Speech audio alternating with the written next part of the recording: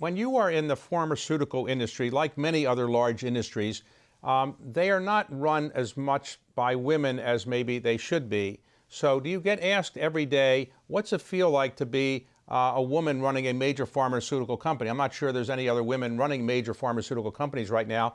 And how tired do you get of that question?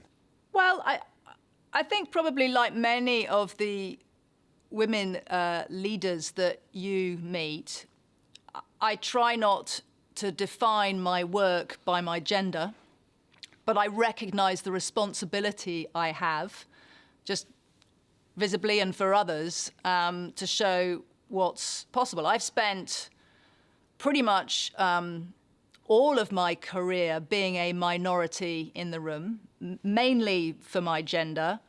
I do believe that the question of diversity and inclusion that, let's face it, we have all rightly woken up to in a very humbling and shocking way, particularly on the question of race and ethnicity this year, is something that all responsible companies need to take really seriously, because the data just shows that more diverse leadership delivers better results. If a young woman is watching now and she's saying, I want to be Emma Walmsley, I want to be the CEO of a major company, and I want to overcome all the prejudices and so forth, what would you say to her? What are the leadership traits that you think enabled you to get to the top? First of all, don't aspire to be Emma Walmsley.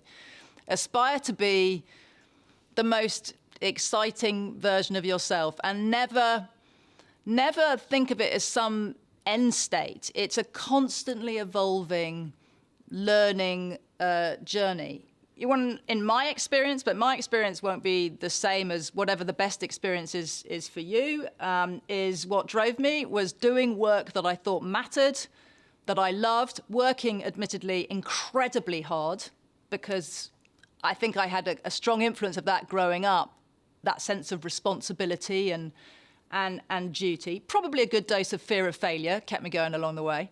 And wanting to have some kind of impact, and then taking on loads of jobs that along the way that